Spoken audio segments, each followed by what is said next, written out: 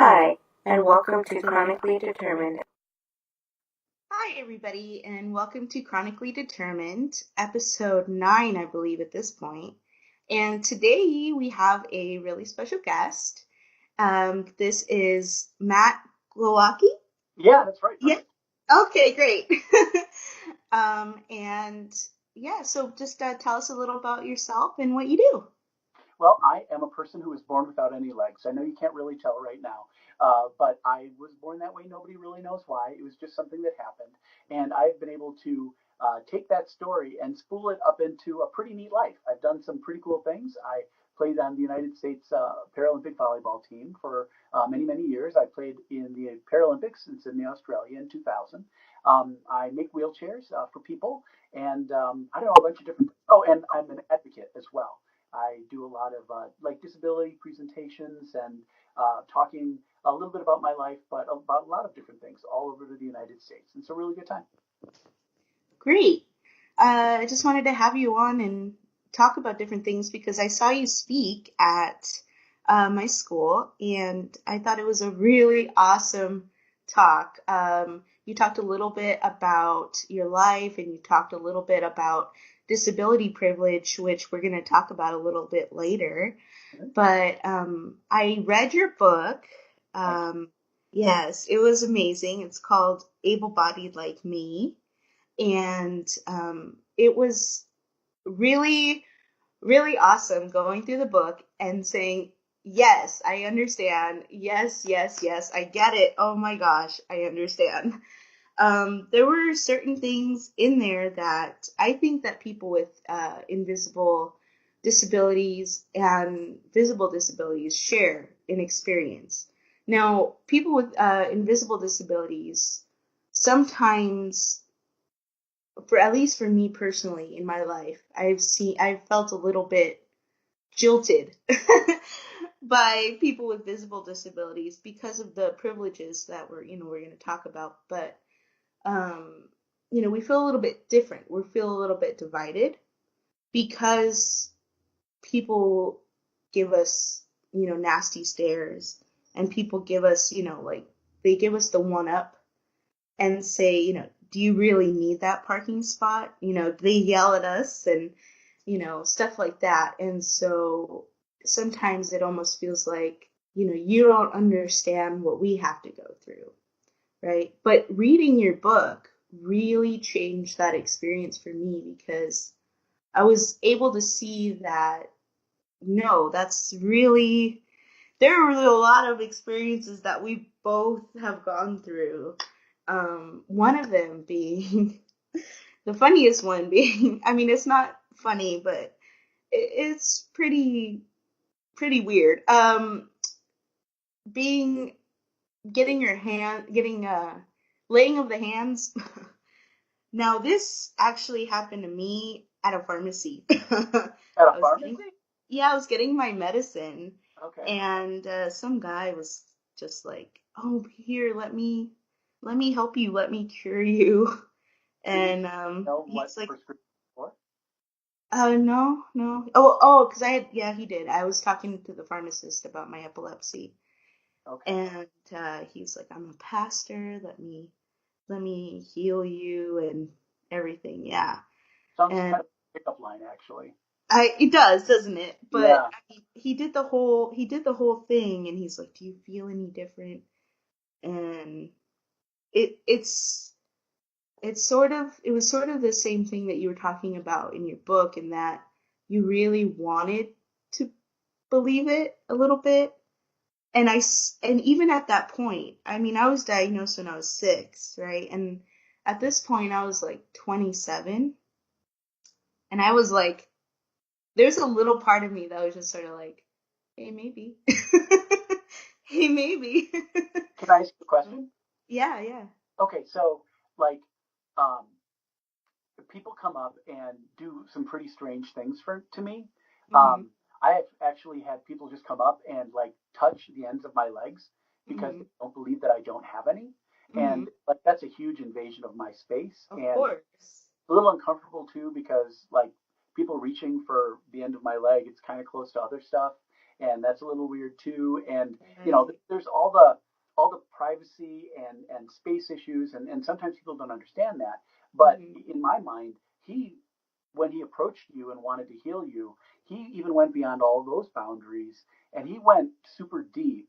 Like he took some kind of license or almost like agency over you to Mhm. deliver something or do something to you that you might not be able to take care of yourself. I just see lots of boundary issues there and stuff. And Yes. so I think people with disabilities, um, I think, lose part of the ability to say no to other people if Right. they're trying to pose themselves as a helper.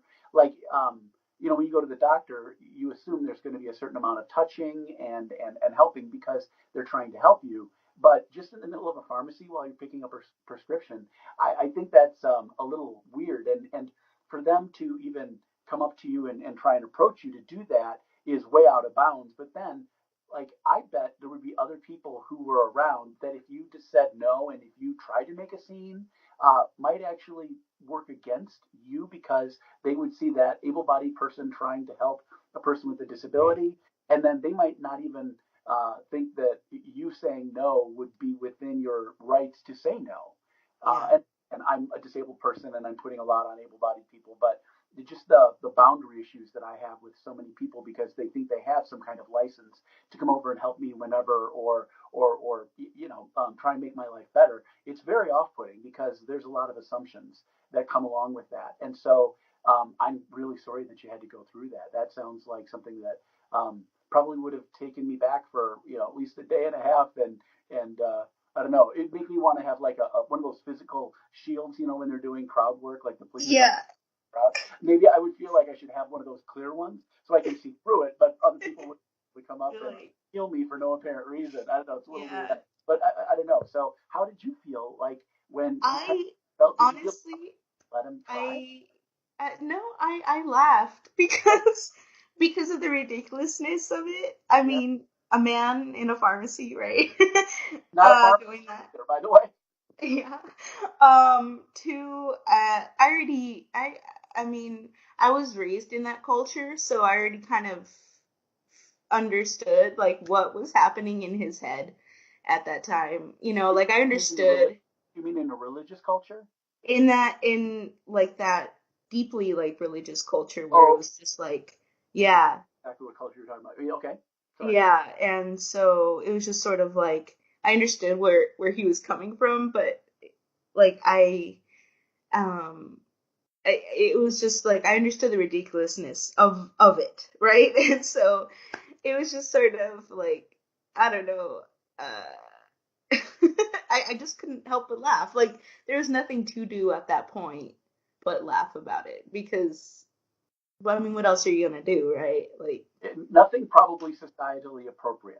To right, me, there have been a lot of things that would have been appropriate, but without a similar experience, we're having people, violate that space thing with me. Um, I don't know, but I think you handled it about as well as you possibly could because you didn't freak out on the guy, and I might right. a little. Another similarity I wanted to talk about was um you talked about being about dating, and I mean, you could stop me if you feel this is too personal, but No, no, whatever you want. yeah, but there's a lot of, I mean, there's a lot of us that go through, when we're first diagnosed with either chronic illnesses or, maybe we've had them all our lives and dating is always awkward. And um, the similarities there is always feeling like, am I enough? Am I Yeah. enough for that person? Hmm. Right? Am I gonna fulfill all the desires that they have for life? Right? Uh, what if they want to climb Mount Everest? you know? Right, I know. I use a wheelchair, and so like I don't want to climb Mount Everest, but there's a lot of people who don't want to climb Mount Everest, and so Right. what I've had to do to kind of internalize that is realize that there's a lot of able-bodied people that have the same interests that I do. And not every able-bodied person wants to use their able-bodied prowess in every possible way that they can. And so, but you know what? I don't really like board games either. You know what I mean? And I could play a lot of board games because I could totally do that, but I don't want to. And so if if I want to be in a relationship with someone and chess is like the most important thing in their life and they want to play it all the time, I'd probably be like, but it's weird because I don't note that in my mind as an insecurity because I could do it.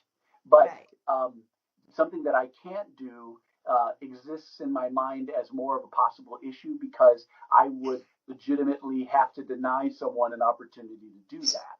Right. And so, like, it wouldn't necessarily be my choice. And that's where I think the issue comes for me because I, I, I want to have the choice to say I don't want to do that rather than saying, I'm sorry, I can't, make that part of our relationship.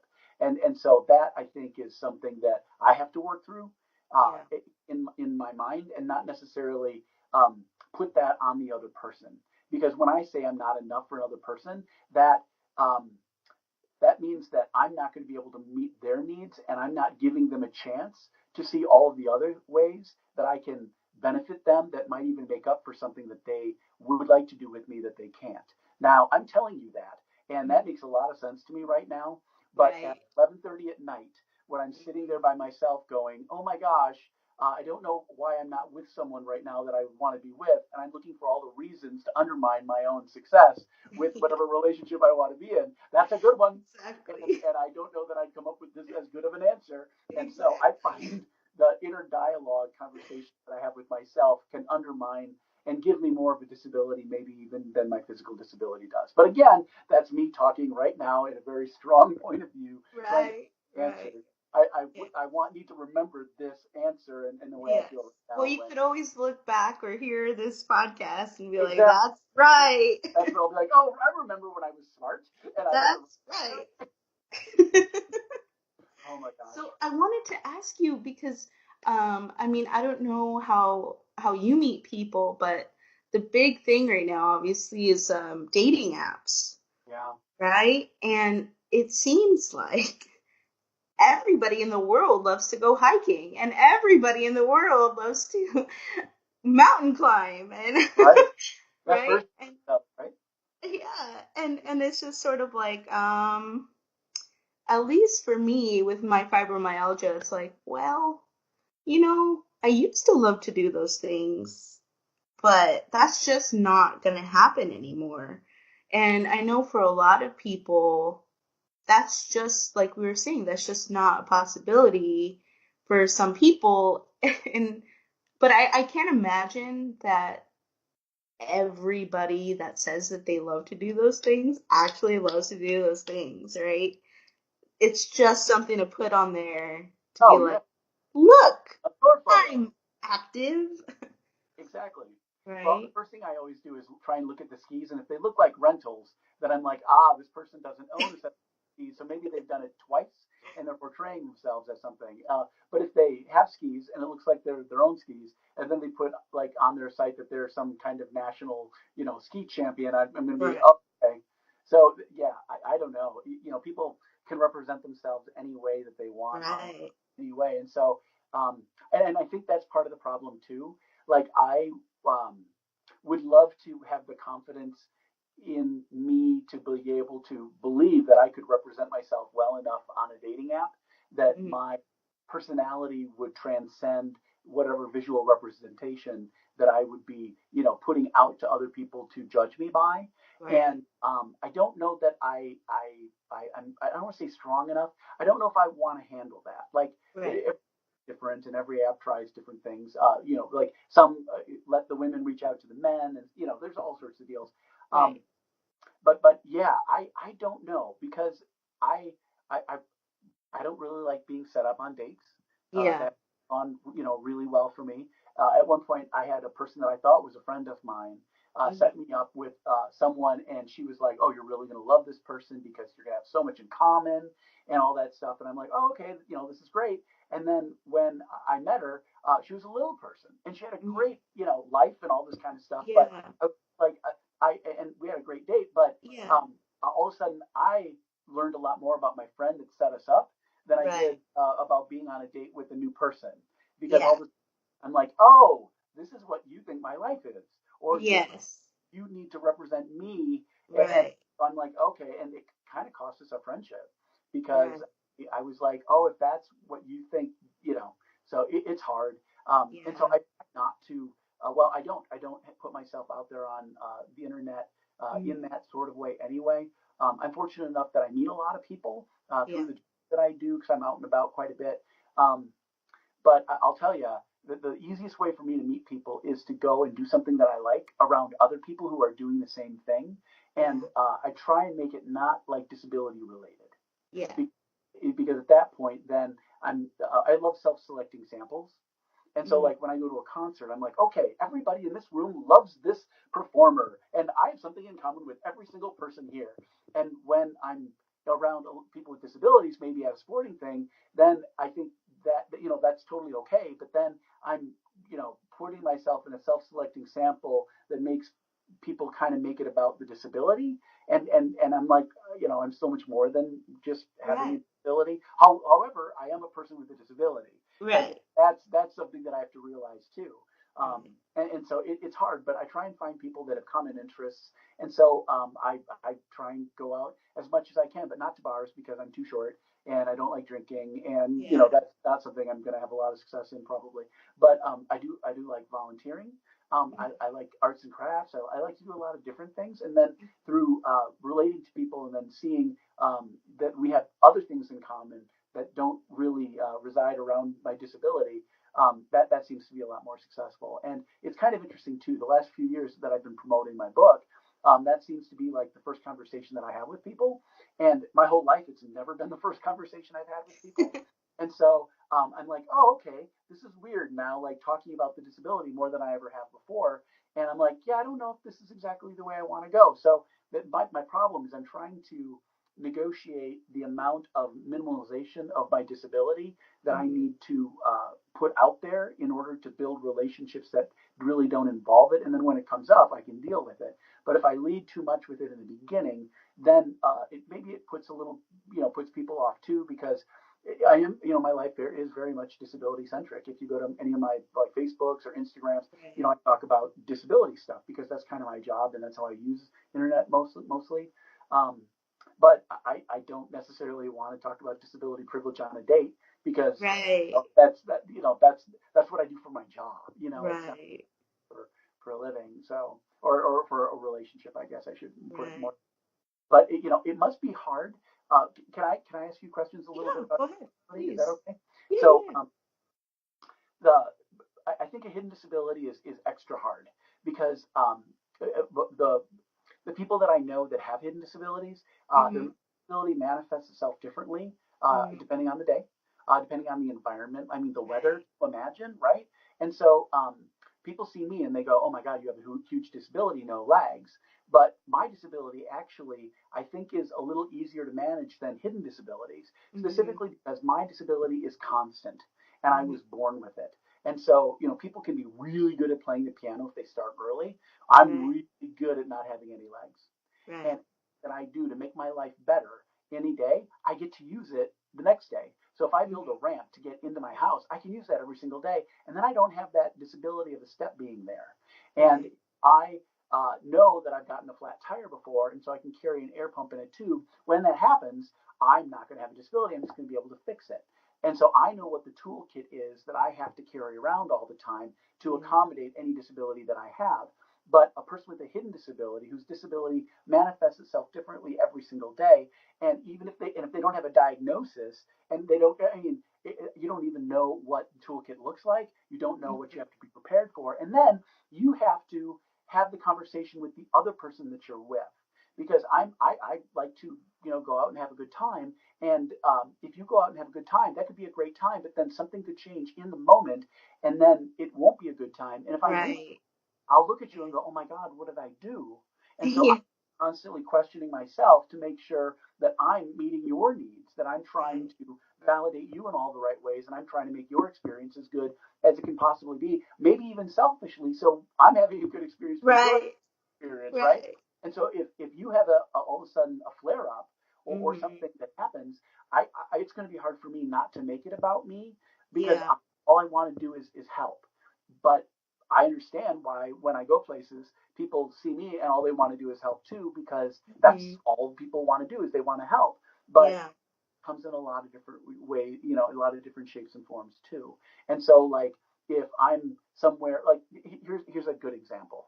Mm-hmm. Like sometimes when you go to the grocery store, you walk in with someone, Yeah. and you don't really know them, but by the third time you cross each other in the aisle, you're gonna be like, hey, hi, you kind of wink or whatever. And Yeah. woman that I walked in with, and I swear she was following me because she was turning and beating me on the corner of every aisle, whatever. But we were both standing by the eggs, and Uh-huh. myself, well, we kind of smiled a couple of times, so I'll, just chat her up or say something. And I'm like, okay, well, what do you say? Because that's hard too. I don't want to be a weirdo. And so I looked at her, and we were standing in front of the eggs, and I said, do you think the brown eggs taste any better than the white ones?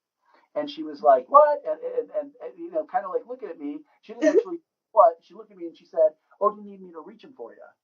Oh. And I'm like, okay, now that I see what you're saying. Okay, you're having a conversation with me about my disability and not Yeah. having a conversation with me about what I want to talk Yeah. to you guys. But sometimes the help or the accommodation comes that way because they don't have any experience with somebody with a disability. And Yeah. so I have to not only break through that wall of their expectation or they're trying to help, but then I have to take them to the place that I want them to be for me, which is, seeing me for the person that I want them to see. And Mm-hmm. and so I think it's easier because again, my disability is pretty solid and it Mm-hmm. doesn't really change. And so it's easier possibly for me to maintain relationships because of the stability of my disability versus maybe the situation that you're in. Because again, I'm making a lot of assumptions here, but I It, bet it's kind of challenging for you to, deal with what you have to deal with, and then to try and make it okay for somebody else. Like I've been sick before, and I really hate it when someone's taking care of me, but then you have to kind of take care of them while they're taking care of you. And mm-hmm. so for you to have to deal with whatever you're dealing with, and then for you to try and minimize it and make it whatever the Right. experience is for the other person, that must be exhausting. It is And it is that is something? really exhausting in that you're juggling three balls really because you're trying to minimize it so that the other person doesn't feel bad, but then you also have to figure out how to not minimize it so much that they don't believe you. Oh my gosh, yeah, the credibility thing is Yeah. so impossible. So it's sort of like, how, I mean, for instance, I walk with a cane, I use a cane, but Mm-hmm. I don't necessarily need it every single day, right? I need it when I go to school because there's a lot of hills. But I don't necessarily need it if I'm gonna be, walking to like the corner store and back. But if people see me without my cane, maybe once or twice, and then I have it again the next day, they start to question, you know, do you really need that? Mm-hmm. Are you sure? Like, why are you using that if, other people need it more than you do? Are you actually saying that you actually have to portray yourself as more disabled and with more of Then a consistent in disability? order to in order to obtain the same amount of The same privileges. status and Yeah, credibility. yeah, same Oh credibility. no. Yeah, So you have to fake it on the days that you might not necessarily have to actually go through it in right, order to set a standard for other people's expectation, just so right. they misjudge you improperly. Because there are days when you feel absolutely, not amazing, but Right. it does feel amazing because you feel better than you have in a while. Wow. And if people see that, then they're like, "Oh, you're better." Yeah. It's like, no. This is the 2 hour period where I don't feel like I'm dying, but Wow. I'm not better. Right. Yeah. Oh Yeah. my. And it's funny because epilepsy is a lot. has been a lot easier for me to deal with, because as you said, if you're born doing something, it's a lot easier, right? And I've had it since I was 6. So, and my grandmother had it. So it was just easier for me to understand how to deal with it. And, people, for a little bit, they're suspicious. And then they see you have a seizure and they're like, oh, never mind. You really do have it. And then that's that, you know. But yeah, with, like with fibromyalgia, you can't see pain and, everything else. So the automatic kind of go-to is, this person is kind of lazy. This person doesn't really want to try. Wow. And even doctors, I mean, it's getting a little bit better, but it took me 3 years to get diagnosed. Wow. And I had to go to numerous doctors to say, hey, there really is something wrong here. There's Right. really, really something wrong. Wow. I had to have a surgery because I was like, maybe it's this, and it wasn't. Yeah. Oh my. Yeah. Oh, you had surgery for I something had that for didn't. something that, nope. Oh my gosh. Yeah. And then finally, they're like, a nurse practitioner, bless her soul, was like, you have got the crap end of the stick, and I really think you have fibromyalgia. I'm going to send you to a pain doctor, and here you go. And I was like, oh my God, thank you. It's like, and I mean, the relief, it's so weird too, because when you get diagnosed, you have this big relief off of you, like, yes, I'm validated, woohoo. And then Yeah. all of a sudden, it's like, oh my gosh, this is forever. Like, this is life. Oh yeah. Right. Yeah. And so then it's sort of like, you can't, everything that you wanted to do or that your life was, totally different. Right. I think one of the things that's fortunate about my situation again is that I was born with this. I Mm-hmm. had a pretty big health scare a few years ago, Mm-hmm. and it was like an intestinal thing, Mm-hmm. and they were telling me about how my life was going to change because of the situation that I found myself. Right. And it was for the first time I'd ever really acquired a disability. I know it sounds little, No, no, no. Yeah. but in that moment, what I felt was my identity kind of changed because I thought I knew who I was and Yeah. I thought I knew what I could do. And so the one thing that I always thought I could kind of depend on was my body because I was in control. And if I wanted to lose weight, I could. If I wanted to gain weight, I could. If I wanted to, I kind of knew where the parameters were. Right. And all of a sudden, somebody outside of me told me that what I thought that I could do, I might not be able to do anymore. And so I had to actually go through a little bit of an identity change because now this might be what my life looks like. And here's a kind of a personal deal, but Mm-hmm. you talked about relationships before, Yeah. and the one that kind of hit me over the head was, and basically, I thought that there was a pretty good chance that I was going to have like an apparatus outside of my body to help my digestion. Uh-huh. And then I thought to myself, okay, this is going to be interesting because I think I know how to have the I don't have any legs, sex question with Right.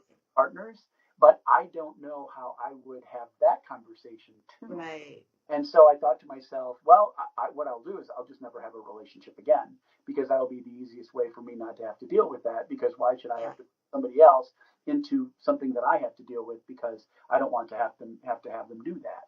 And so in my mind, for the first time, I really thought like I had a disability, and I was like, this is going to be something that's going to change my whole life. And working through whatever I was able to do, I don't have to have that modification for my Mm-hmm. system. But it really gave me some insight into a potential situation that I didn't have before. Mm-hmm. Yeah, it was really challenging. And so I don't know if you can. Yeah. Oh, I can relate totally, because I mean, I understand. I mean, with the epilepsy thing, it was like, okay, I get it. Like, I get it. I can do this. I can do that. I was training to be. I was training to do a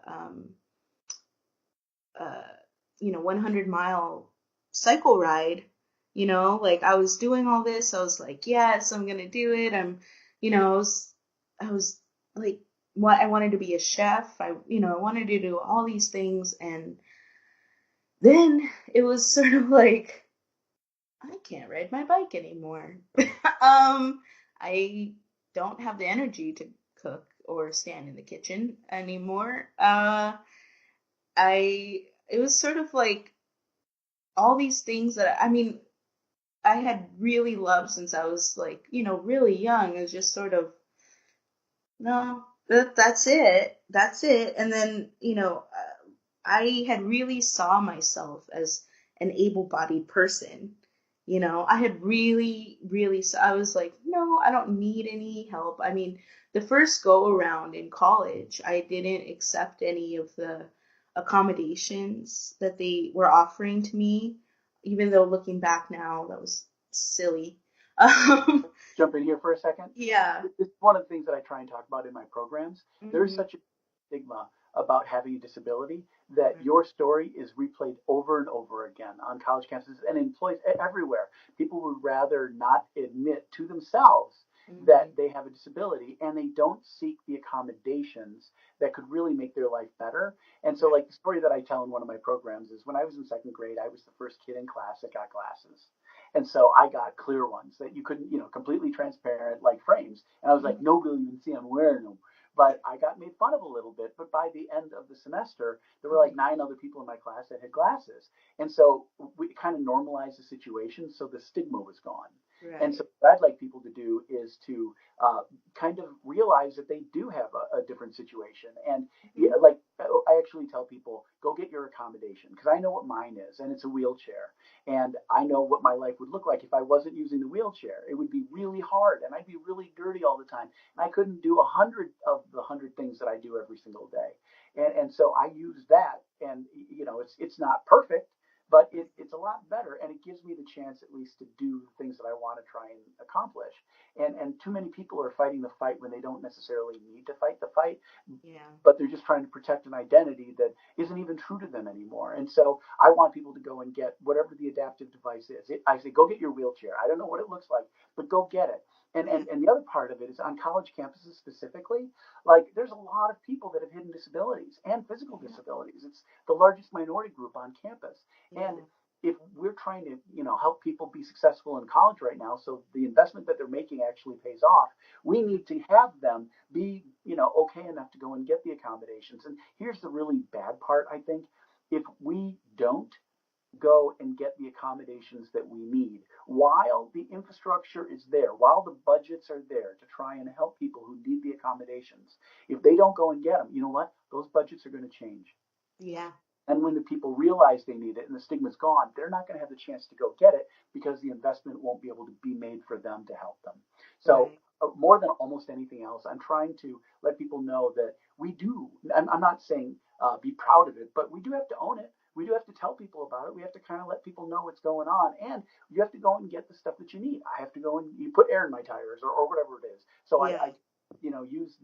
use the coping strategies that I use in order to be successful. So I'm glad that you're coming to it, and that you're using what you need. And I think here I am trying to say what I think other people should do, and obviously all I have is my own experience. But I really wish that we could be living in a world that was more accepting Yeah. of people's difference, and that we could do something to try and eliminate or at least reduce the stigma surrounding disability. Right. Because I think it would, if we normalize it'll be a lot better for everybody.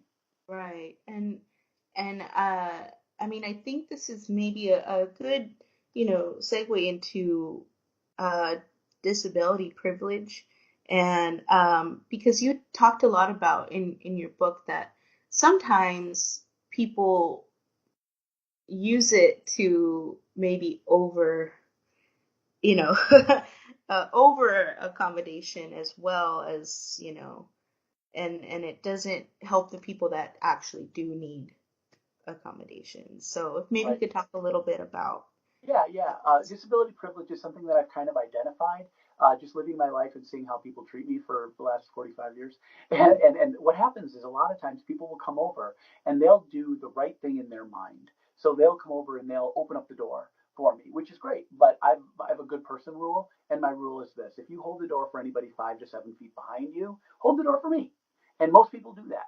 But don't be like 200 feet away at your car, and then as you see me walking towards the door, like run as fast as you possibly can, and then try and hold the door for me, because at that point, if we're at Walmart, the electric doors might open by themselves, and then you're going to feel a little silly because you didn't need to do it. But Yeah. the ones that the challenge that I have is with the conversation that people have after they hold it for me, and they think they've done me a favor. Actually, how it goes is I'll be walking towards the door. They'll hold the door, and while I'm using them holding the door, they'll look at me and they'll go, glad I was able to hear for you. I'm glad I was able to be here for you, because I can't imagine how hard it would be for you to try and wait here for somebody to come and hold the door for you. Now, I know they're trying to be nice, and that is Yeah. exactly what they're thinking, and they're Right. honestly telling me what they're thinking. But the challenge that I have is that's not that's not really my reality. First of all, I can open the door by myself. Now I know some people can't, and God bless them for having electric door openers or whatever the accommodations are. But I don't necessarily want you to assume that I can't do stuff, and so you have to press yourself into service to help. Because what that does a lot of times, disability privilege is kind of what we're talking about. It manifests itself as a higher class of service that's given to people with disabilities simply because other people think that they can't do as much. And so the door open thing is a good example to me, because that person is assuming that I can't hold the door for myself. And they even tell me that they're glad they can be here for me to do it, because, imagine how hard my life would be. Well, actually, in that moment, my life gets harder because you're explaining to me how hard my life is, not truly understanding, Right. what my potential is. And so, so that's damaging. So an easy way to think about it is people do things for me because they think I can't. Now, if you're doing it because if you're doing something nice for me because you do it for everybody, that's great. But don't do it because you think I can't. Because what happens is that's a lower expectation. And that's a judgment that you're making about me and my potential. And it's too low. And the reason why this is particularly damaging is because if you think back about the people in your life who've made a difference, people who've really changed your life, or really given you, something that you look back at them and like, wow, that person was a great influence on my life. Usually those are people who see something in you. They see potential in you that you might not see in yourself. So I always say, like, think about your favorite teacher. Usually it was a teacher in a class that you had that you didn't think you could do very well in, or you needed some extra help. And that teacher came in and they saw potential in you, and all of a sudden you had a great experience. You did something you couldn't do. It built your self-esteem. It made you want to try more things. Well, that's because someone saw potential in you. They didn't assume you couldn't do something. So I feel bad for all the people that have disabilities, that everywhere they go, people assume they can't do anything, because imagine all the things that that person could be doing if they had better people in their life giving them the chance to do something because they see potential in them, rather than assuming they can't do something because the other person is making a judgment about them based on their limited experience about the other person's situation. So that's why it's bad, but it's even worse for other reasons too. And those reasons are specifically, not everybody gets the same amount of disability privilege. Uh, Right. there's two factors. The first factor is how sympathetic your acquisition story is. So a good example is a bunch of years ago, there was a Boston bombing during the marathon. And there were a bunch of people who got disabled because of a terrorist attack. And those people received lots of finances and lots of accommodations, and they received a lot of help from a lot of people because they're so sympathetic. They didn't do anything to deserve that. If anything, they were doing something operating outside of their comfort zone. They were running a marathon, and those terrible terrorists went and took something from them. So we need to normalize that person's experience. What's the easiest way to solve a problem? Throw money at it, right? Right. Or the accommodations. And so those people have done pretty well. Unfortunately, not everybody has that kind of story. I mean, think about it. And again, I'm not trying to make light but there are people who have lost the ability to walk because they were drunk driving, and they hit something, or they might have even hit someone. And because that person doesn't have a sympathetic acquisition story, people aren't going to help them as much as they would help a Boston bombing victim, Right. simply because they weren't disabled in the right way. And Right. that's not great. You shouldn't have services given to you or provided for you simply based on being Because of disabled in the right way, right? I know. right. And I know this is something I think we talked about before, but the other part of it is I get more disability privilege from able-bodied people because I pass as able-bodied. And what I mean by that is, of course, I use a wheelchair and stuff, but after people talk to me for a little while, a lot of people come over and say, I don't even see you as disabled because you're so able-bodied and you just do everything. And so it's kind of like that expectation for me from other people comes in real low, like, oh my God, he doesn't have any legs. But then as I do everything and surprise them, all of a sudden I become a super cripple or capable of doing so much more. So, wow, you're amazing. And so people want to congratulate me and people want to help me because they think I'm a superhero. Now, the reason why that's not exactly perfect for other people is because not everybody can pass as able-bodied. Right. There's I don't mean to focus on other people that I don't have experience with necessarily, but like usually when you see a person with a disability being portrayed in advertising, it's usually like a wounded warrior who is a below-the-knee amputee and they got a brand new like prosthetic that's better than the one they were born with. And that's a really great story for able-bodied people because able-bodied people, whether they want to admit it or not, are usually pretty scared that someday they could acquire a disability. Right. It might be the thing they're more scared of than anything else. And so if they see someone who's got a pretty big disability, my goodness, they lost their leg, and then they got a better one, well, that kind of validates an able-bodied person going, well, if I do get disabled, at least I know that I could probably be okay because that person's okay. Like that I've been told kind of goes through their mind. And so as long as I'm not a threatening disabled person, people are more willing to interact with me. They're more willing to help me. They're more willing to treat me the way that I want to be treated because they don't see me as threatening their identity. Because if they did end up like me, then they think maybe it might be okay, which is fine. One of the funny, I mean, the part that I kind of chuckled at was, you talking about people giving you money in the mall during the holidays, right? Mm-hmm. And, I thought to myself, nobody's handing me money when I walk through the mall. You don't have the ability. Right. I don't have the right disability. Like, exactly. So I was just like, this is like a perfect example of that. Like, it's not visible enough. Like, Totally. yeah. My number's $38 so far. Oh, okay. I'm only $38 down, down from 126 last year, but 38. And I'm going to be doing some more shopping, so I'm sure it's going to go up a little bit. But. Okay. But I thought of, when we were talking about this before, it was really powerful to me, kind of like the simple way that it was just, it's about kind of sympathy. It's about like something that it's about them and it's not about us at all, right? And so that's I hate to break in, but I think it is. But the problem is, it's about us, but about us in their mind. It's not yes, truly us, but it's about their perception of who we are and what we're going through. And maddening. I mean, it's maddening because they don't take the time to get to know. All they want to do is it's confirmation bias is what it is. People are walking around or pushing a wheelchair, me too, looking for things that we already agree with, that things that we already believe. So we're always looking for things that would make like reaffirm a belief that we have, whether it's correct or not. And so I try to not be the thing that they think I am in order to make them a little bit more interested in me. Yeah. And that's a lot of work. And again, that's Yes, me. it is. That's my problem, and right.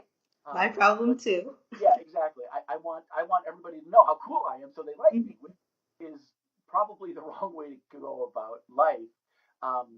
But I unfortunately I do get validated by how well people think I compensate for the fact that I don't have legs.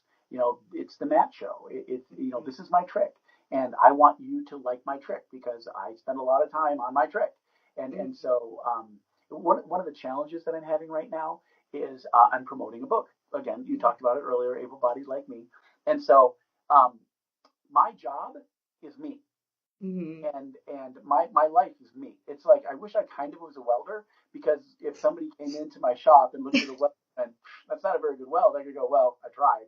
But when people like read my book and go, well, I would have written it this way, they're not talking about my book. They're kind of Right. talking about me, Yeah.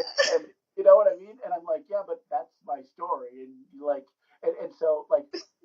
Being rejected is different when the product that you're selling is you, Yeah. and then sometimes you don't want to sell your product, but how can you not sell your product when your product is you? And Right. so it's a little challenging, because not everybody likes what I'm selling. And for Right. cause, probably. I mean, I'm not a perfect person, but it's I don't know. It's just my current experience, I guess. So I had a couple of questions for you regarding disability privilege. Oh, sure. So one of the questions is, how does this concept fit for people with invisible disabilities who aren't always afforded the same privileges, if any, as those with visible disabilities? Well, again, I don't have a ton of experience with hidden disabilities, and so I might try and set up a situation and then maybe have you put your feelings into it. Is that Okay. okay? Yeah, And that's fine. so, okay, so the let me go back to my people kind of see me and they assume that I can't do stuff. I've no real reason to come up with this percentage, but I hope that people see me initially and they give me like 60% credibility. I Mhm. want people to assume that I can do 60% of almost everything. Now, the Mhm. truth of the matter is, I can do a lot higher than that, but I Right. want them to assume that I'm at least 60% competent. And then as I demonstrate my value to them, again, it goes over 100% because people say I'm a super cripple. And then people with hidden disabilities, I think they have a challenge because they come in at 100%. And then Right. when they have to self disclose or something happens, that percentage goes down to, I hope, 60%. And Hmm. that's where the rules change. Right. Because if a person misjudged me initially and I blow their mind, they're going to be like, woo! But if somebody misjudges maybe a person in your situation Yeah. by assuming that you're 100% and then you're not, what I find from the stories people have told me, it's a lot harder to gain that 40% credibility back because of the impact that the other person internalizes, that they misjudged the situation. And I'm going to say your situation. Yeah. So what I've heard is people will say things like, oh, you fooled me, or what else is wrong with you? And so now they're almost interacting with you with a little bit of a bad taste in their mouth because Hmm. they don't know what the true expectation should be for you. And so I don't want to say maliciousness, but it's a whole different interaction than it is It is. me. So disability privilege, now you're going to have to overcome the maliciousness. And now you're going to have to be sympathetic enough that they want to help you, but how much are they really going to help you? And so I don't know how much disability privilege you're actually going to be able to get because, in my mind, I don't think people know enough about or Hmm. fibromyalgia to Hmm. really have a good understanding of how it works or all that kind of stuff. And so, if anything, because of the misinformation out there about the situation, I Hmm. think that you might even get the opposite of disability privilege because of a lot of the misnomers out there about the Right. situation. And so instead of people, coming back and giving you extra credit and trying to help you more, I think at that point, because maybe they have a misunderstanding of the situation, maybe they'll even hold you in with more contempt because you don't have the right kind of disability that they would want to help with. Is that Right. something that you Yeah, feel? it's a lot of it's a lot more of suspicion. Oh yeah, yeah. There It's you go. suspicion. It's just a lot of um oh, you do you? Like, Oh no, in their voice, really? They're like, yeah, it's sort of like, oh, oh. okay. Like, Uh, like, we'll see about that. yeah. Like, and so again, this is where, accommodations, at least in college, play a really important role because those counselors are really up to date in what's going on in all aspects of disability, and so they understand what accommodations you need, and you can ask for those days that you need off and everything like that, which is really needed for chronic illnesses like this. Huge. And whereas professor might be like, sorry, that's, everybody has to do this. You got to do it too, and it's just not possible sometimes. So, but yeah, it's a lot of suspicion. So there's not, it is definitely reverse disability privilege. Completely. It's an additional responsibility that you have that now you have to prove to them up Yeah. to the standard of what a disability is in their mind. And it's always different for each person, right? Oh, Because people have different standards to what is enough that they'll believe you, and you don't know. So it's always kind of like, and at this point I've sort of like, well, I got it. You believe me, you don't, right? But there are times when I have to. I mean, it's really important that people understand, and so then I got to play that game, you know. can I ask you a question? Yeah. So, one of the things that I find comfort in, that I take comfort in, is there sometimes I'll be out and about and somebody will just come up and like just talk to me, and I can tell like the disability doesn't really impact them. Like there's 7 magic cities around the United States where it's almost like I don't have a disability. I'm Right. just going to use Portland because it's the number one on the list. Mm-hmm. Um, Everybody's got a unique story there. Everybody's got something, and so people aren't like falling over themselves trying to accommodate me or even give me extra disability privilege. And so the first couple times I went there, I'm like, wow, these people are really mean because they're not acting like they're helping me all the time. And the Yeah. person I was with said, no, they're just treating you like people normally treat people. And I went, oh, it's sad for all you able-bodied people or whatever. But what happened to me at that point? I'm like, oh yeah, that must be how it feels when disability doesn't matter. And so, and there have been other times, like I've got a very good friend named James, and Mm-hmm. what happened was he ended up taking care of his grandfather for many years, Mm-hmm. and he's a little bit younger than me. But when we first like talked to each other, like the disability didn't matter at all because he had real experience with Mm-hmm. disability before. So I didn't have to answer all the questions, and I didn't have to play that role that many people need me to play in order for them to see past that into seeing who I am. So are there people in your life that you've met that have a similar hidden disability to you, that as soon as you do self-disclose, or maybe they had to self-disclose and you were able to go over and talk to them about it, that all of a sudden you were able to connect with somebody because all of a sudden you were on more of a level playing field, or they could at least empathize with what you were going through? Have you ever had that experience of all of a sudden not having to deal or do all the work that you normally have to do with all the Yes. Yeah. Luckily, I've had just recently, really, two professors, which is really wow. nice. Yeah. It was really nice because it was just sort of like, okay. Um, One actually did have fibromyalgia. So that was really Huge. nice. Yeah, Wow. it was really like, okay. Oh, okay, Um, let me just tell you, just yeah. seeing your whole body changed a second ago when you talked about it. When somebody was able to understand where you were coming from, it was Yeah. actually like a relief came off of you, and you were like, oh. And I wish people could understand that that's the burden that you carry around. Their ignorance is a burden on you that forces you to be and do things that you shouldn't necessarily have to do just because they Mhm. don't understand where you're coming from. And so that's the kind of connection and understanding and empathy that I really wish more able-bodied people could maybe take on for themselves to Right. so we didn't have to deal with the stigma. And maybe that's what it physically looked like. All of a sudden you didn't have to deal with the stigma with that person. It came off of you, and I swear you lifted in the screen. It was like, so I apologize for the interruption. I just had to tell you that Yeah, happened. no. Tell me more about the profession, please. That's no, that's really how it felt. And we built a really good rapport, and you know, uh we actually, it was nice because after that was sort of like out of the way, we were able to build an actual like relationship, right? And so it was it was wonderful. I mean, I also I have had a professor in the past who's like, okay, like, just, yeah, I Oh, believe you. yeah, Yeah. yeah.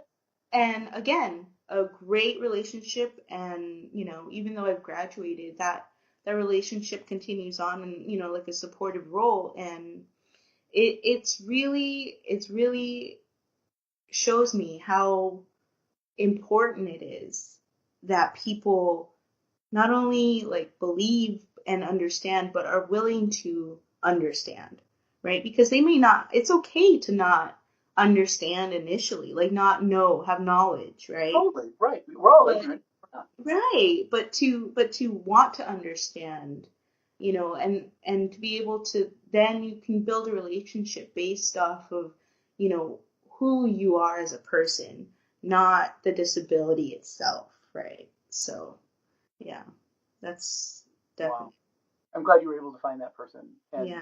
and I bet they were a better professor for you Oh, than definitely, people that you had to deal with. definitely, Wow. definitely, yeah. Well, I think that actually answered the other two questions. Oh, Oh, good. here, there's actually one here. Okay, all right. So maybe, maybe some people do actually, there are people who do get disability privilege, and I mean, you touched on this before, but it's, like, what if, the question is like, hey, wait, I actually need some of those privileges just to live a normal life. What am I supposed to do? Right. Like, so what are they supposed to do? Well, this is probably the hardest part of the work that I want to do. Um, I changed a lot when I wrote my book, and the biggest the secret in the book is that I actually come out as a person with a disability because I was raised able-bodied. And Mm-hmm. I mean, of course, I knew, but I didn't really know. Like, I would do speeches, and people would say, "Wow, you're really well adjusted. When did you realize that you didn't have any legs?" And I'd always be like, "Well, I don't know. It's just kind of the way it is, and all that." Like, and the truth is, I hadn't realized it then. I still living in this blissful ignorance of being able to kind of do and feel the way I wanted to feel about myself. And when weird things would happen, I would never attribute it to the disability. Like, I like to build stuff, and so there are times that I'll be at Home Depot pushing my cart, looking at drills, and I'll be just in the middle of an aisle, and somebody will come around with their cart. They'll look at me, and they'll go, "Oh, oh," and they'll turn their cart around and go into another aisle. And in that moment, I've never really thought it was about my disability. I always thought, well, maybe they saw me do a speech and they didn't like it, or maybe I dated their daughter or something. So but I never really attributed it to my disability. And so realizing that, yeah, there's a lot of people that are scared of people that have disabilities, and there's some people that don't like people with disabilities because I am a living, breathing consequence of something that could happen to them. And so if they just close their eyes and go to a different aisle, then they don't have to worry about the potential that they could possibly be me. So not having any legs does change everything, and it does change the way people interact with me. And now that I've realized that it does, it's made me a little bit more aware of it. And we all have a lens. We always have a lens, which is our experience that we use to see the world. And it's kind of neat. Sometimes I'll be with a friend of mine, and we'll be driving, and like a minute later I'll go, "Did you see that billboard back there?" And he says, "Yeah, yeah, I totally did." Now, in the moment, I didn't know what he was looking at, but we both saw the billboard, and we all both kind of like logged it because we were both watching the same movie. You know what I mean? Mm-hmm. And that's neat when you can, like, somebody else is kind of seeing the world through their lens, Right. but lenses are kind of the same, and you kind Yeah. of can them, and that's really exciting. um, the problem is I've added like, remember the Sixth Sense when people say, like, I see dead people? Remember that game? Okay, I see disability now. When people interact with me in a way that specifically relates to the fact that I don't have any legs, I Mm-hmm. feel it and I go, oh, that doesn't feel good. And so, if you want to call them microaggressions or whatever, things that I wouldn't attribute before to my disability, now I do. Mm-hmm. And it hurts because it was like ignorance is bliss. Have you ever heard somebody say that before? Okay, Yeah. so I didn't know that I should have been having my feelings hurt a long time ago because I Mm-hmm. never, but now I kind of do. And so and I do because I see the way disability privilege manifests itself, and I Yeah. see treating me in a way that I don't want them to treat me, based on this lower expectation for what they think I can do. And Right. and so they're helping me for all the wrong reasons. Okay, and it's not that I don't need help sometimes, but when I need help, I want it to be because I climbed the mountain 95% of the time, and somebody was watching, and I kind of look at them and they look at me and they go, "Do you need that last 5%?" And I go, "Yeah." And at that point, we're working together on it. It's Yeah. not like they came and saved me. You know Right. what I mean? And Right. so what I've had to do is change the way that I present myself. And so this is the hard part. Now what I'm trying to do is reject the disability privilege, however it's manifesting itself, Mm. and try and give people a little bit different expectation for what I can do. And then when I need help, I ask for help, or people see and develop a realistic expectation for what I can do. And so I'm demonstrating value to them, making them want to help me rather than demonstrating no value and them feeling like they have to. Mm. Now, I'll tell you, I have a lot of privilege because I have it easier than other people with different disabilities than I do. Mm.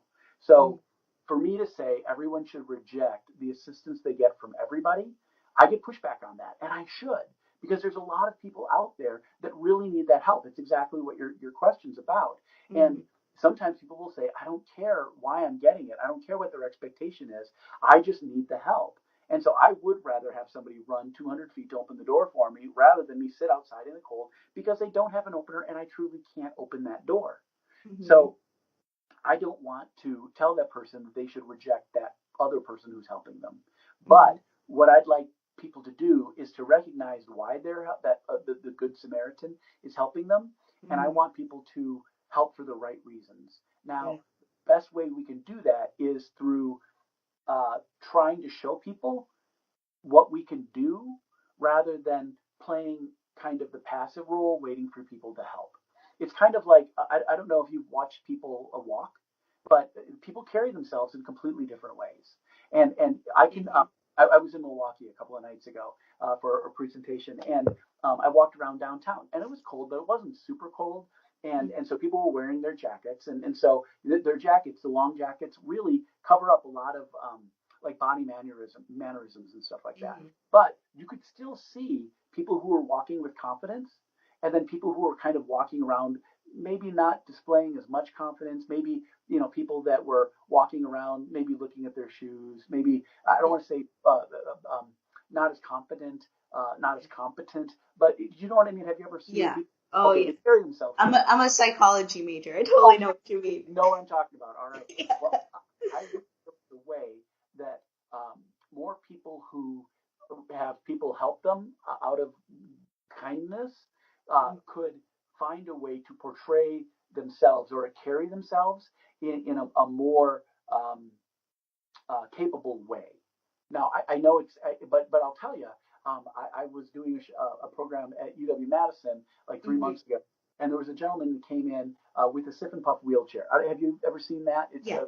okay, like a spinal cord injury, but he Yeah. was really, and I'll tell you, he came in with this woman, and it was his girlfriend, and I was like, wow. And he was driving a sip and puff wheelchair, but I looked at him and I went, I wish someday I could have as much confidence as that guy. And so it was, it's not even about being able to push your wheelchair. It's just about, I think, your view of the world and what kind of confidence you have in yourself to Right. be able to deliver for other people. And Right. I think because so many people have been treated, uh, I'm going to say poorly because people have a low expectation for them. I think what happens is they never develop the self confidence or the Yeah. competence or the belief that they can do stuff. And Right. so, what I want is for people to maybe uh, develop a better self-awareness of themselves, and so they can uh, portray themselves as someone who doesn't need the help. As like I was just in a restroom, of course, because we all go to the bathroom, right? And Right. a guy looked at me, and he was walking out ahead of me, and he goes, when I first saw you come in here, I figured that it'd be hard for you to go to the bathroom, and I was even gonna offer some assistance to see if you needed anything in the stall. Like oh my gosh, like way Yeah. above and beyond, right? And of course, with my situation, I don't need someone to help me with that. But Right. then he said we both came out of the stalls at the same time, and then I realized that would have been silly because if you would have needed help, you would have asked. And Mm. so I'm glad I didn't, but you're okay, right? And I went, yeah. He goes, so I'm not going to offer to help at all because I'm just going to sure that you can do it.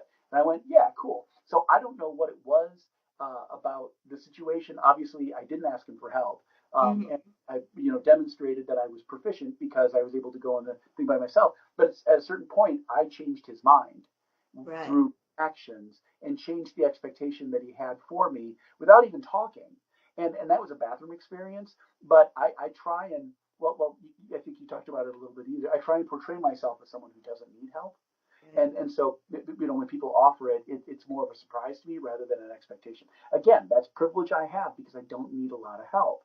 But I think that there's a way that people, after they can realize their potential, become an expert in something. I think there's a different way to portray yourself, no matter what your disability is. And the first step to that is maybe not relying on the low expectation in order to get what we need. Now, I understand that some people really need on that they have to trade on that. But I'd like to see people with disabilities generally move away from that and Mm-hmm. take a little bit more, pride in the fact that maybe we don't have to rely on other people's goodwill. We can actually, portray ourselves as something that other people will see as a little bit more competent. So when they do interact with us, they interact with us rather than maybe you probably don't, but I feel like I should still ask rather than Yeah. you obviously can't do that. You know what I mean? They're Right. different conversations, and so I think the way that I portray myself is important. So here's the real damage. I'm going to be asking people with disabilities to give up the one thing that they think that they have in society, the privilege of other people coming over and helping them, because I don't think it helps us eliminate the stigma of disability in a broader sense. So I'm going to be asking people to reject a lot of the disability privilege that they get, specifically if it comes to them because of a lower expectation that other people have for them, especially if they don't need it. But I know a lot of people that still go, okay, we'll take it because it's easier to not have the harder conversation with the person who wants to offer it than it is just to accept it. Now, again, I'm all of these people, by the way. I'm not a superhero. Depending on where I am, depending on the mood that I'm in, depending on what I'm wearing. I know that's even stupid, but I'm all these people, and so I'm trying to be the best version of myself too. I am trying to portray myself in a way where I don't think other people would look at me and think that I need help all the time. But um, I think we're going to have people with disabilities' lives get harder because I'm asking people to not help people as much as they are. And then I'm asking the people with disabilities to work a little bit harder to try and portray themselves as not so much as a victim that always needs help too.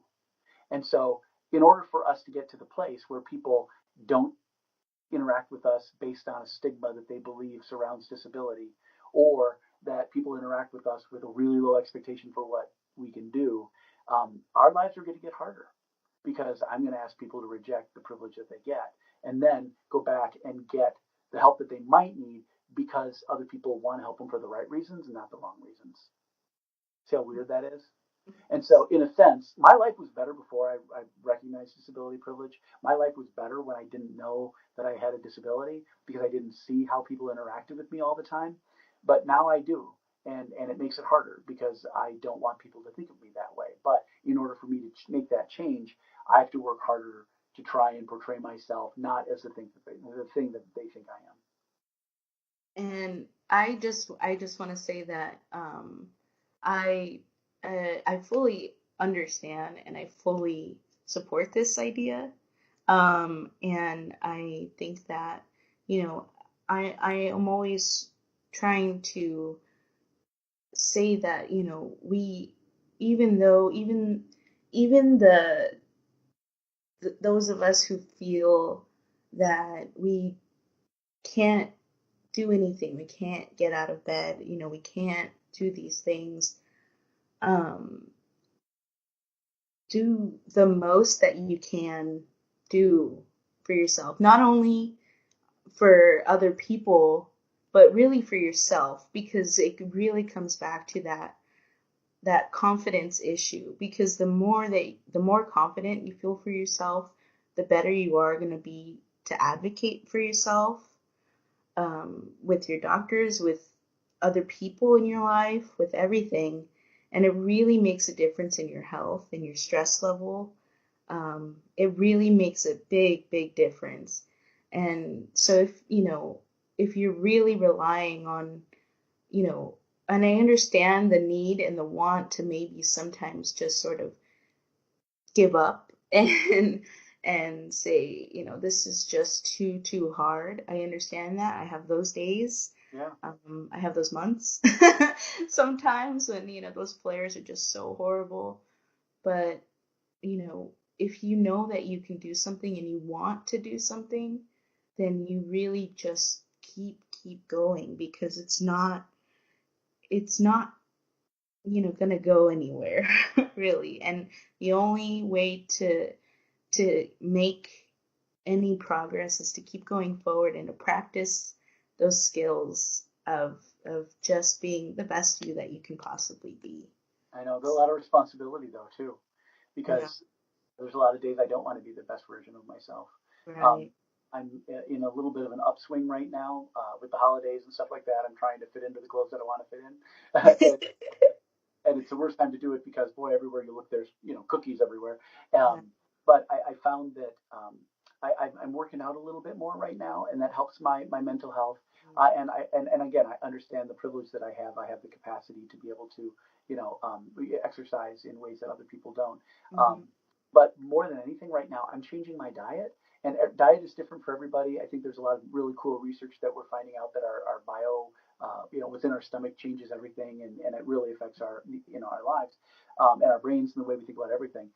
And right now, I've changed my diet, and it's giving me a lot more energy than I've had before, and all of a sudden that changes everything too, because Yeah. now I've got more energy, so there's less moments for me where I'm down, where Mm-hmm. I like, boy oh boy, cake is great. Do you know how good cake, how good ice cream is, and all that? Uh, oh my gosh, I'm the worst one ever because I like fancy desserts, but I like them when I eat them, and then I don't like them because of the how it makes me feel. And so it's easier to eat more cake than it is not to eat cake. But Mm-hmm. I don't remember the cake that I ate 2 weeks ago, even though it Right. was. But I do remember not eating cake 2 weeks ago when I started You're this journey, right. right? And Yeah. and so it's like, if there's a way that you can make the best decision for you based on your circumstance, and one of the things that I really have a hard time with is I try and change everything at once. It's like, okay, tomorrow I'm going to be a good person, but Right. you're thinking that I have to change everything at once is a lot of responsibility that I That's probably too have much. the ability to do it, right? And Yeah. so what I try and do is realize that everything that I experience comes to me in the moment. And if I don't have to make all the right decisions for the rest of my life, all I need to do is make the next best decision. So, Mm-hmm. like when we finish tonight, I'm going to go and I'm going to have some Brussels sprouts, Mm-hmm. and I'm going to make them, and they're going to be great, and I'm going to really enjoy them. But I also have ice cream in the fridge. Okay. Mm-hmm. And so I have to look past the ice cream or in the freezer, and look to the Brussels sprouts, because in that moment I could make either way. I could go either way, but I'm going to make that good decision. And then, tomorrow I'm going to get up and I'm going to make a good decision on what I eat in the morning then too. So I don't have to make all the decisions at once. I just Right. have the next best decision for me in the moment, and that's taken a lot of pressure off of me, because it doesn't mean that I always have to be good, but Right. it gives me the confidence to know that I can be good, because I'm self-aware enough to know in the moment what the good decision is and what the bad decision is. And the more good decisions I make, the easier it is to make the next best decision. And a friend of mine gave me a poster that says "Willpower is a muscle." Now, I'm not a big success free guy or affirmation guy, but that one kind of stuck with me. And so just like, exercising a muscle, it gets better, and, it gets more defined, and it helps. And so, the more times I can make the next best decision based on whatever the circumstances for me, it sets me up, and it makes me be in a better place to make the Yeah. next best decision. So, and again, I know my experience is different than everybody else's. Everybody's experience is different than everybody else's, but um, if we can make the best decision for us in the moment, that will lead to the best outcome long term. that I think that's what's best. And Right. again, Baby steps a little yeah, bit, you know. yeah, Baby it steps. totally is. Yeah, Yeah. and I'm not always a good person. I'm not. Um, but I've been pretty successful the last little bit of stringing a bunch of good days together, and that's kind of what I'm shooting for. That's great. So I just wanted to kind of finish up and saying that thanking you for one, really you coming and speaking at the school um, was that kind of like the end of that fibro flare I had. It was really the worst in my life that I've Oh had. no, oh Yeah, no. it was really bad. But really that release of stress in knowing that it was like, whoa, there's somebody else. Like, whoa. It was like, oh my gosh. You're not I alone. You're not alone. yeah. Yeah, it was so amazing. And that enough was just like really the next weekend it was like it spiked and then it was gone. Wow. Yeah, so a lot of that stress was just like it was really awesome. Yeah, so I just and in reading your book there was a lot of really good moments and I really urge all of you to read it, to buy it and read it. It's on Amazon. It's called Able Bodied Like Me by Matt Glowackie. And are there any other places that they can find you? Nope, it's just Amazon right now. That's kind of Amazon? where I'm trying to direct everybody. You have a website though, right? I do, and again, it's mattglowacki.com. So MattGlowacki.com, or you can just Google Matt No Legs or No Legs Matt, and both Okay. will also come to my website. So I pay Google to make that happen. Oh, that's awesome. Okay. And do you have any social media or anything you want to plug? I've got Facebook and I've got Instagram, and it's just my name, Matt Glowacki, and I think you can get the links to those from my website too. Okay, great. Yep. Okay. Well, again, just thank you so much for being on the podcast, and it was so great talking to you. And Well, I'm thank you for sure. the opportunity to, and thanks for sharing so much about your life with me. And I've listened to some of your other episodes, and um, they're um, they're very intimate. And so I just want to say thank you for being able to, uh, even verbalizing something is amazing. But what you're doing isn't just verbalizing it; you're putting it out there in a world in a form that makes it accessible to other people. So there's a lot of times, again, 2 o'clock in the morning, I wake up and I go, boy, I am by myself right now. Nobody. Mm, But knowing that there are other people out there at 2 o'clock in the morning that are feeling right. that too, and then to be able to go to something like a podcast or what you're doing, and knowing that I can access that and your thoughts anytime Mm, really brings a lot of good to my heart, and it makes me a little bit more confident in whatever I'm going through because I know other people are doing that's it. So great. thank you for doing it. Someday I hope to have a podcast too, so Yeah. you're already ahead of me. Yes. But I Please. think what you're doing is awesome. And Yeah. so being here, and thanks for giving me the chance to share some ideas Of with you course. and all the people that listen to your podcast. Yay. And thank you so much, viewers, for tuning in, and thank you all the new subscribers. I just hope that, like me, you found some validation for yourself throughout this podcast, and that every week this helps you a little bit more. And until next time, with the best love and the best intentions, signing off, Anita. All right. Thanks again.